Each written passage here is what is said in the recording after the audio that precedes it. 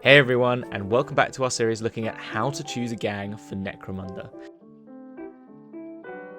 In our first episode, we looked at all the key mechanics, rule sets, abilities, stats, gang makeup that you need to know before I went into looking at each of the houses and explained to you how they adapt each of those things uniquely to create their own form of gameplay style.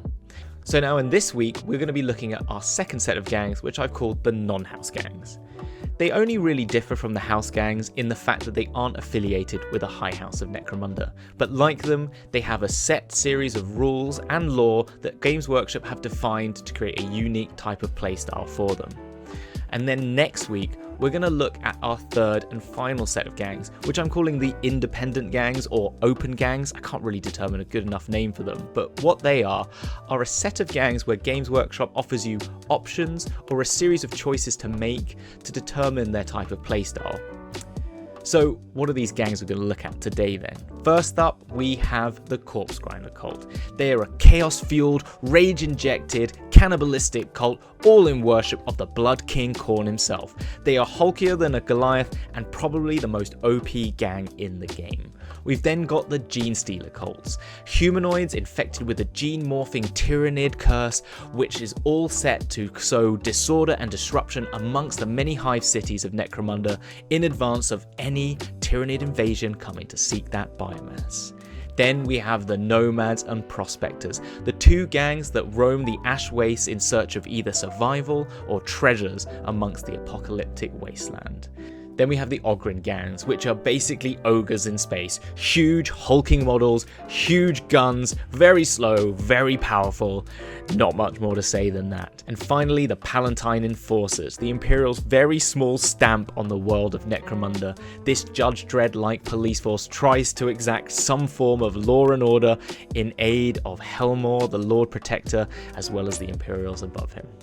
So those are the ones we're going to be talking about now. So nothing else left to do but roll the tape.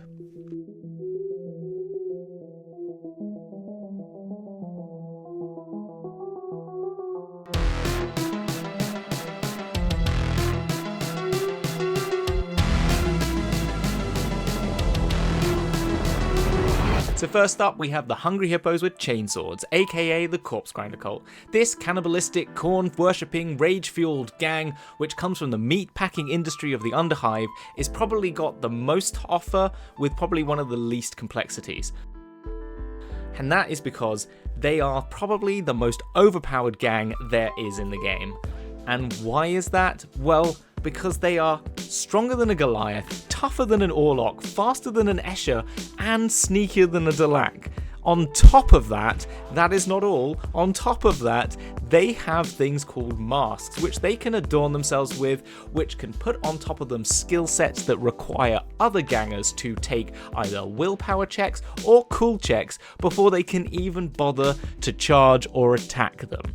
So not only are they ridiculously good at getting to a fight and surviving fights, they can just stop people from fighting them. It's insane. However, they do have a weakness. Yes, somewhere hidden in there is a weakness. They can't shoot for shit, and if you pin them down and you keep charging at them with lots of people, you might just be able to kill them.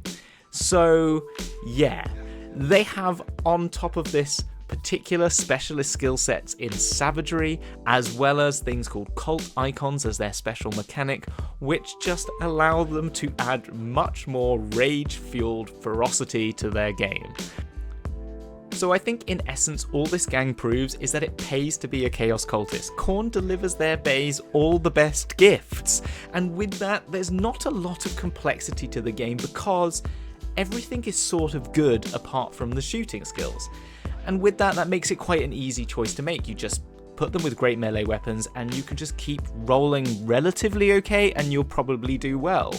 And then if you're new to the game, it's also, again, another good gang to choose because you can get some wins under your belt. You don't have to worry about everything because a lot of it's covered by just having good stats, so you don't even have to roll that well. And you can just focus on playing the game and enjoying yourself. Instead of just faltering, you know you will be able to do something. In terms of its adaptability and its sort of complexity, I think you can get more from other gangs, as I said. I think, Goliath's a good choice if you like this aesthetic, but saying that, there's still a lot to them. The cult icons is interesting, the different types of masks you can use are interesting, and you can be tactical. I just think if you're looking for something more shooty or more focused on one style of play, this probably isn't the gang for you. The Genestealer Cult. Alien-infected humans that seek to infiltrate society so as to best position themselves to sow as much disruption and chaos in advance of a tyrannid invasion. So not only does this gang give you better infiltration skills and psychic abilities than the Delac, but it also gives you more guns because, I mean, you've got 3 arms to fill, so that makes sense. And additionally, you get to be one of the baddies. You get to further the cause of the 4-armed Emperor. On top of that, they have so many models. I mean, they come from 40k proper, so there's loads to choose from. However, there is a catch.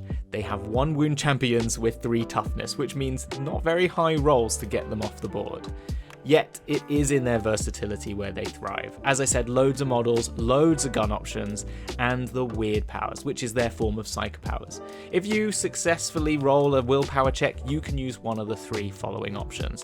First up, you've got Hypnosis, which lets you take other players' turns. You also have Mind Control, which lets you take control of other gangers on other teams and maybe make them shoot one another.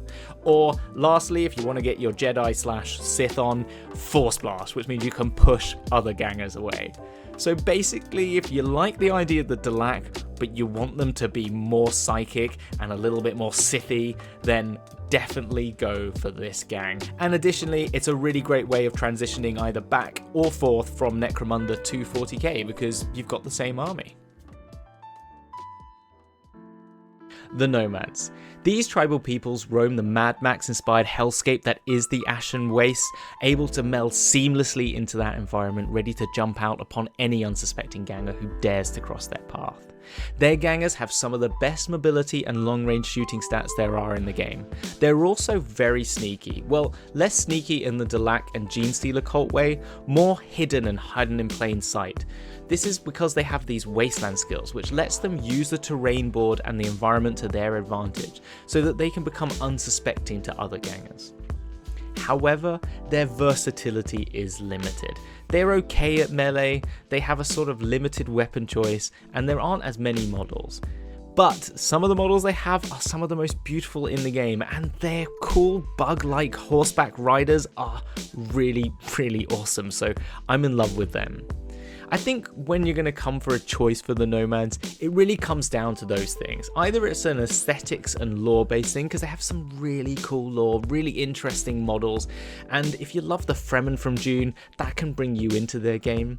Additionally, there's the sort of gameplay aspect, which is if you like that more sniping, camping kind of hidden gameplay, you know, you like Counter-Strike and popping off shots from a good advantage point, or being able to jump out at people when they're not ready, then that could be a really good way into it. I think otherwise there are better options for those things. If you want to be sneaky, the Genestealer Cult or the Delac are better. If you want a long range game, the Van Saar are better. And if you want a mobility or more agility based game, I'd go for the Eschers. So as I said, it comes down to the aesthetics, the lore, or if you're particular in that type of gameplay. The Ironhead squat Prospectors. These space dwarfs are sent out into the Ashen Waste to search that already irradiated and destroyed wasteland to see if there's anything worth left to mine underneath that crust. There's not a lot to this gang, and so I'm not going to spend a lot of time on them. They have unique weapons that are all focused around mining. They also have a really cool skill set, which is called Wisdom of the Ancients. This gives them the ability to get more creds when they gain loot, as well as something called Stubborn to the Last, where they can have a last hurrah, either make a shooting attack or a melee attack just before they die, which is kind of cool. On top of that, they're really kind of slow, and there's not too many options of models, and so if you like space dwarves, then go for this gang. Otherwise, do you like mining? The Ogryns gang. These freed people seek to exact revenge upon those who once captured them. They are big, they are tough, and they just won't freaking die. Like the Goliaths or even the Corpse Grinder Cult, they are very similar in being big and bad and tough, but they don't have the other stats to go along with it. It really comes down to the fact that they can take so much damage that they can just keep plodding along until they get there and turn people into sludge. Campaign progression, I wouldn't get too excited about. There's not a lot to gain from them, there's not a lot to grow in this gang. So very much like the squat Prospectors before, they're a very basic, very simple gang with very limited options. So it really comes down to, do you like the ideas behind them? Do you like the gameplay in terms of just being big and brutish, or do you like the models? Then choose them. I would say they're more of a really cool hanger-on gang, or something to add to an existing gang that you have, because otherwise I think you might get a bit bored of them. These are the Imperials and Helmor's hand in the game, and like everything in 40k, the good guys are never the good guys, and especially not these very Judge Dredd-like enforcement gangs. Now, you would think maybe because they're the heavies from the top, they would be OP, but you'd be wrong. They have some of the lowest stats in the game, but they do have some of the coolest tech. And dogs! Which is really cool. Now, it's worth noting these have some of the most specialist rules for gang creation and build up there is in the game. So if you are new to Necromunda, I wouldn't recommend them, because they not only have to have certain set numbers of gangers, they also have 2 types of enforcer and 2 types of miniature base, which I think is pretty freaking sassy to say the least.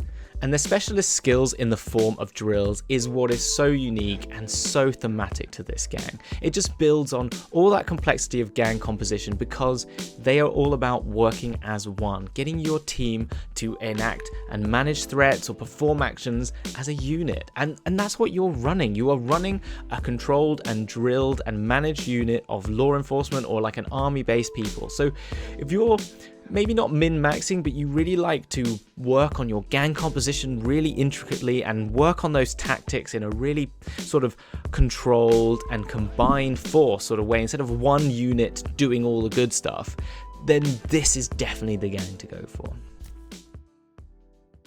So that is all of the what I like to call non-house gangs. I hope you'll agree with me that they're some of the most thematic and concept heavy gangs there are.